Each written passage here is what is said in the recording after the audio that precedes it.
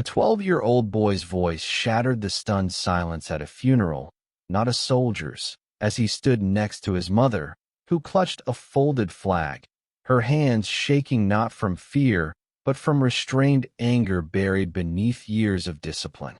General Elena Carter stood resolute, her pristine white army dress uniform stark against the somber black attire of the mourners behind her. Before her rested a fallen hero's casket. Behind her, chaos loomed. "Drop the flag and get on your knees," bellowed a young patrol officer, his gun trained on her back, sweat streaming down his face, his voice trembling with uncertainty and nerves. The crowd froze. Grieving families gasped. Soldiers stood motionless, caught between reality and disbelief. But Elena remained still, her voice, steady and sharp as a blade, sliced through the tension. "You have 3 seconds to lower your weapon, officer." The rookie's hand quivered, his gaze flickering between the uniform she wore and the flag she held. A battle raged in his mind, training clashing with prejudice, but the gun stayed raised. Just 6 minutes earlier, the scene had been serene. Rows of chairs filled a shaded clearing at Arlington, occupied by grieving families. An honor guard stood at attention, a lone trumpeter prepared to play taps. Staff Sergeant Ryan Mitchell's casket, draped in the stars and stripes, awaited tribute from the commanding officer he had served under, General Elena Carter. She had vowed to Ryan's mother to bring her son home, and she had kept that promise. But as she stepped forward, a black woman in white dress blues, the nearby patrol officer saw not her rank, not her medals, not her service. Only something he deemed suspicious. "I said, get on your knees," the officer shouted again, his voice louder, as if volume could drown out the growing disgrace around him. A colonel in the front row leaped to his feet. "That's Major General Carter. Have you lost your mind?" The officer either didn't hear or refused to listen. The gun remained pointed.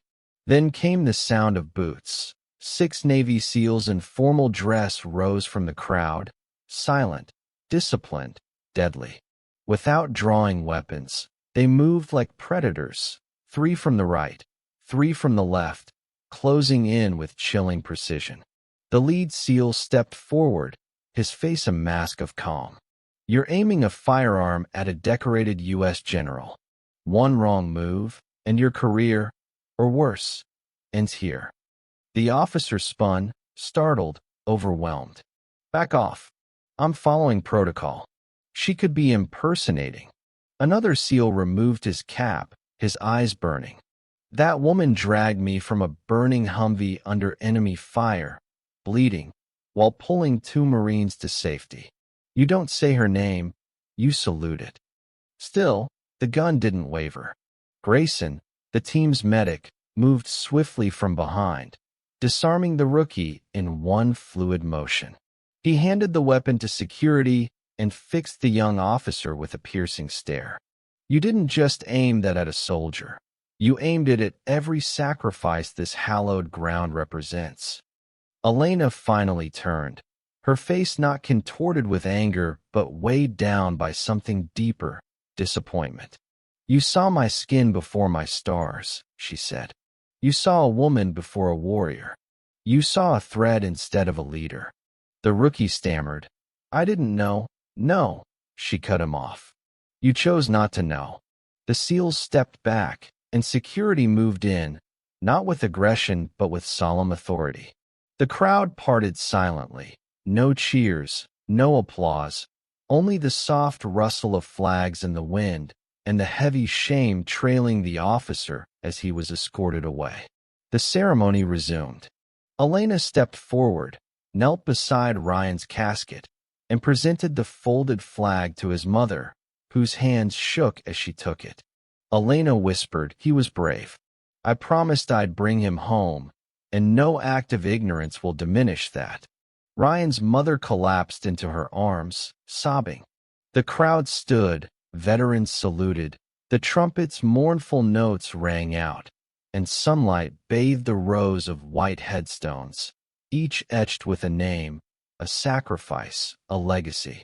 In just 6 minutes, fear had spiraled into failure, disrespect had been met with steadfast honor, and one man's ignorance had been silenced by the quiet, disciplined resolve of those who serve. Never aim a weapon at someone who's wielded one in battle. Never mistake restrained strength for vulnerability. Respect is earned and fiercely guarded by those who faced war's horrors firsthand. Before we close this story, let us know in the comments where you're watching from. If this tale moved you, subscribe to the channel, hit the like button, and leave a karma in the comments below.